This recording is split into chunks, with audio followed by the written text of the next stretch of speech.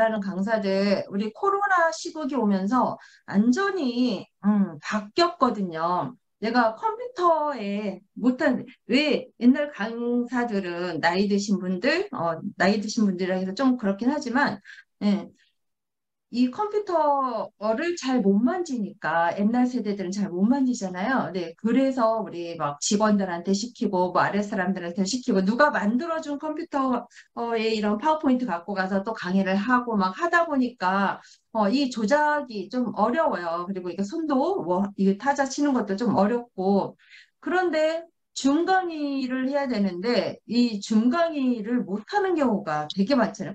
두려운 거예요.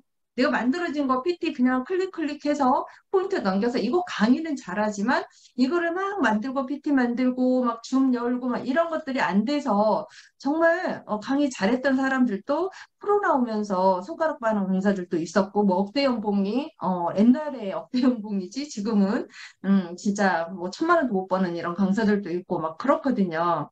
그래서 지금은 뭐든지 우리가 다재다능해야 살아남겠다라는 생각이 들어요. 그래서 진짜 하나 가지고는 안 되고 내가 옛날에는 한 우물을 파야 뭐 성공한다 이런 말들도 있었잖아요. 근데 지금은 아니거든요. 진짜 멀티 요원이 돼야 돼요. 그래야지만 살아남고요. 제가 에피소드를 하나를 말씀드리면, 제가 교육청에 근무를 했을 때, 이제, 저희 과장님께서, 저는 이제 일을 하고 있는데, 이 직원들이 있는 책상으로 나오셔가지고 뭔가를 질문을 하셨어요. 그러면, 막 장학사들이랑 뭐 하던 일을 딱 멈추고, 딱 과장님을 쳐다보고, 무슨 말씀을 하시나 그냥 듣고, 거기에 대해서 필요하면 대답을 하고 했는데, 저는 이제 인사 업무를 했었기 때문에 바쁘다 보니까 막 이렇게 타이핑을 치다가 과장님이 질문하는데 아무도 대답을 안 하길래 막 타이핑 손은 계속 움직이면서 제가 대답을 했어요. 그랬더니 그 과장님 눈이 갑자기 희덕거려지는 거예요. 그때 제가 이제 중간에 있을 때 김종관 그게 가능해? 어떻게 말을 하면서 쳐다도 안 보고 이게 가능하냐고 깜짝 놀라가지고 그러시더라고요. 그래서 저 같은 경우에는 진짜 사고를 졸업을 했고 네, 85년도부터 삼성에 들어가서 이 개인용 PC를 하나씩 배당받아서 그때부터 서무를 하면서 행정 업무를 했기 때문에 네, 그때 85년도에 컴퓨터 한 대씩 가지고 일을 했다라는 것은 큰 대기업 아니고는 힘들거든요. 그래서 저는 컴퓨터가 두렵지 않고 뭐든 두렵지 않습니다. 그리고 궁금한 건 무조건 해봐야 돼요. 진짜 되든 안 되든 해봐야지만 제가 직성이 풀리는 그런 성격이거든요. 그러다 보니까 거침없이 하게 되는 거고 줌 강의를 시작을 할 때도 제가 한 번도 해보지도 않았는데 어느 대면 강의만 이렇게 잘했던 사람이 정말 유명한 사람인데 강의를 펑크내서 자기는 줌 강의를 못합니다. 코로나가 오면서 그래서 제가 예, 저한테 연락이 와서 중강의 할 수 있냐? 저 중강의 한 번도 안 해봤지만 네 가능합니다. 무조건 한다고 그러고 그 안에 줌을 열어서 연습을 해보고 음, 베테랑처럼 이렇게 강의를 했거든요. 그렇게 뭐든지 처음 시작이 좀 많이 해봤다라면 좋겠지만 뭐든지 다 첫째부터 시작을 하는 거잖아요. 그렇기 때문에 컴퓨터 환경에 대해서 전혀 두렵게 생각하지 말고요. 모를 수도 있어요. 이해가 잘 안 갈 수도 있어요. 모르고 시간 낭비하는 것보다 모르면 아는 사람한테 물어서 내 것을 만들어야 되겠죠. 그래서 오늘 이렇게 배우고도 잘 모르겠다 하시면 저한테 물어보시고요. 제가 PPT 강의를 계속 뭐 3주 과정 뭐 이렇게 열어왔었는데 3주 동안 모르는 거 배웠던 거 코칭해 드릴게요. 또 물어보지 않아요.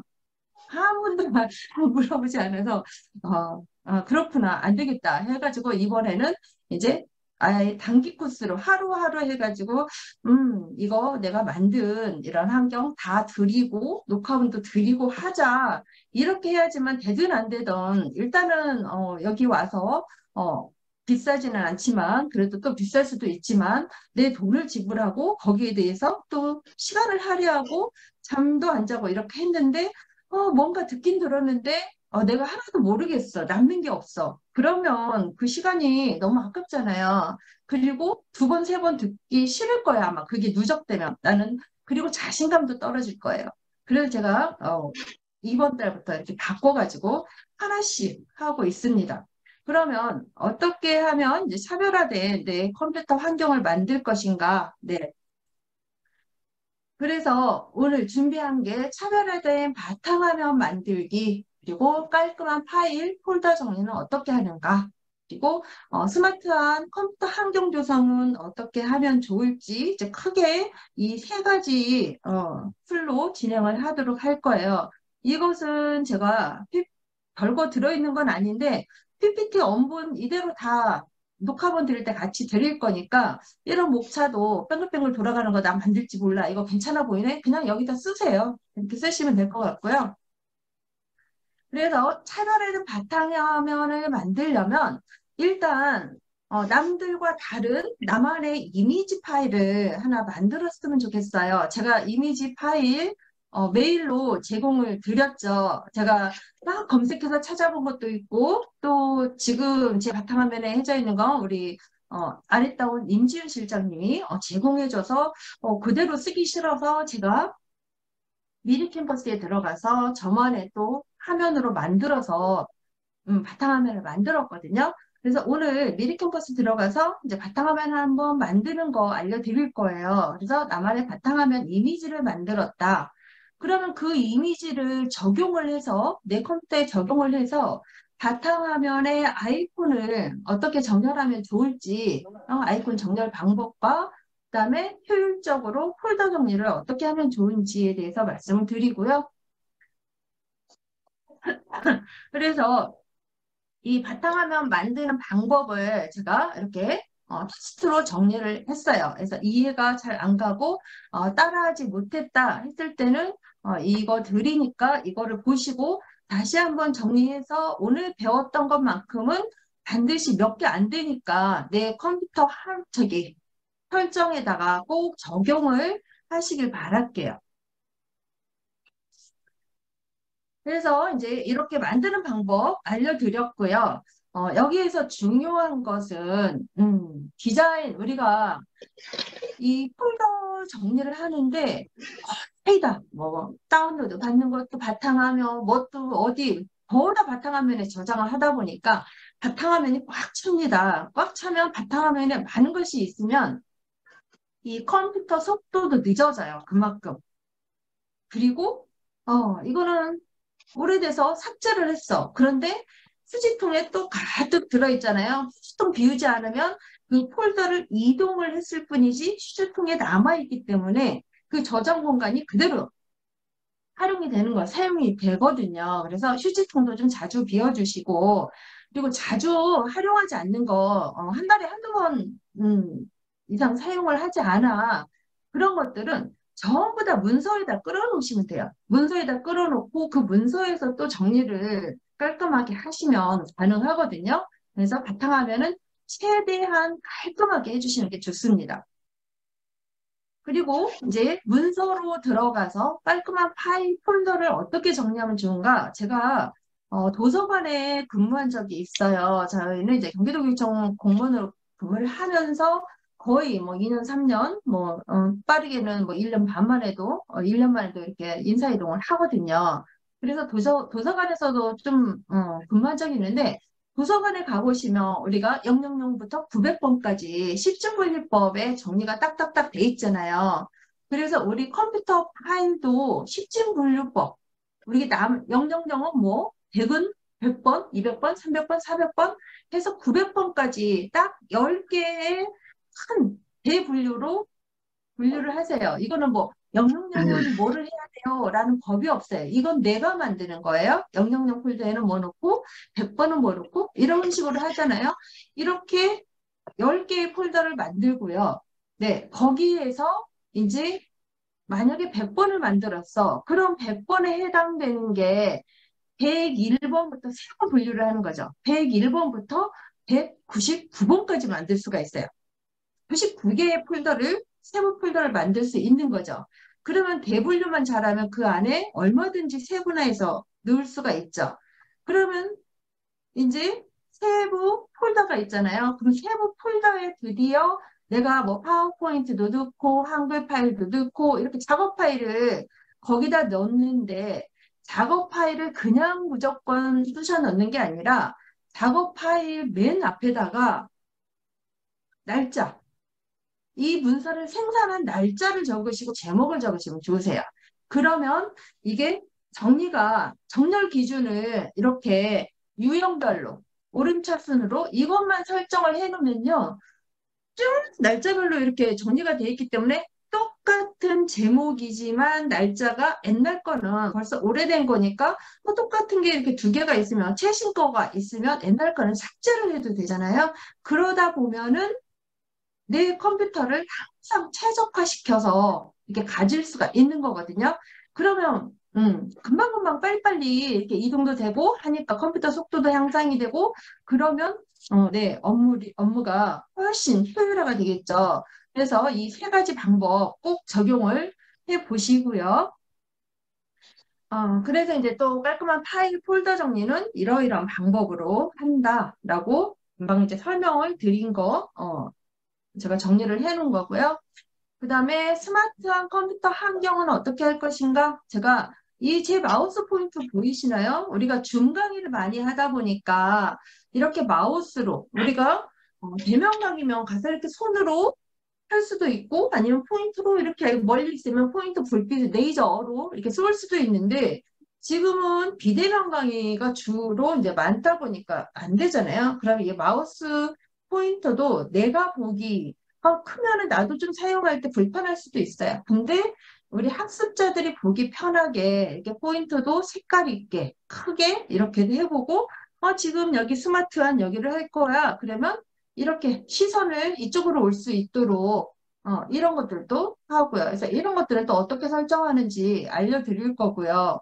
그 다음에 구글 문서나 스프레드시트, 프레젠테이션, 이거를 활용할 수 있는 거. 구글 문서 하나당 15기가까지 쓸 수가 있어요.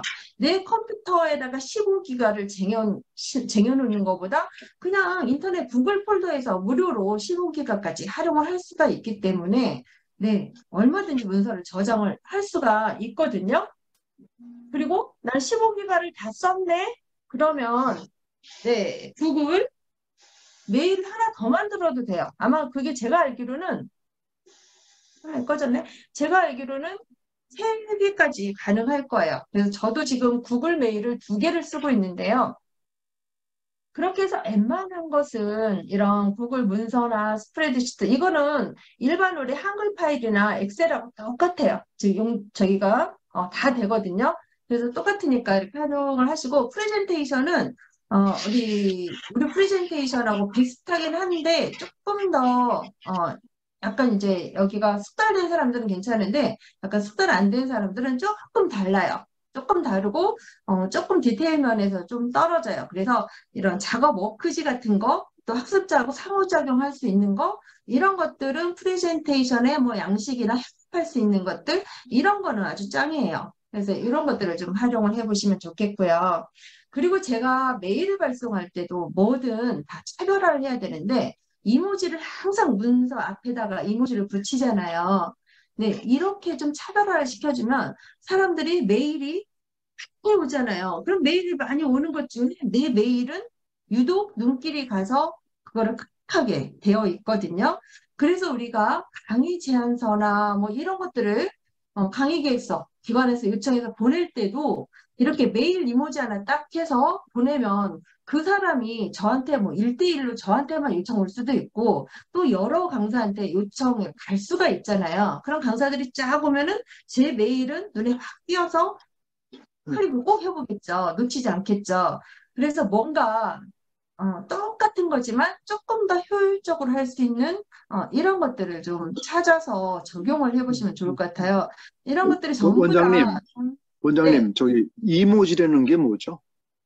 이모, 저기요. 뭐, 하트나 막 이런 것들 있잖아요. 아, 리본이나, 이모콘 같은 거를 얘기하는 거야. 네네네. 네.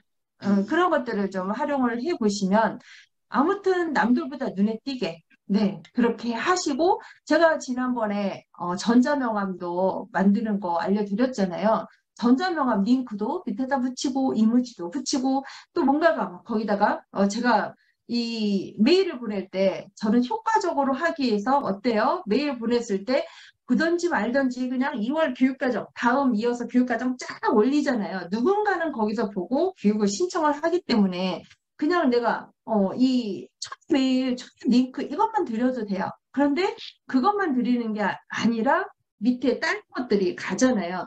그래서 나를 할 수 있는 것들을 그대로 옆에다 붙여주시면 좋으세요. 밑에다. 그래서 그렇게 활용을 좀 해보시면 어떨까라는 생각이 듭니다. 그래서 그런 팁들을 좀 같이 좀 나누는 시간을 가지면 좋을 것 같아요.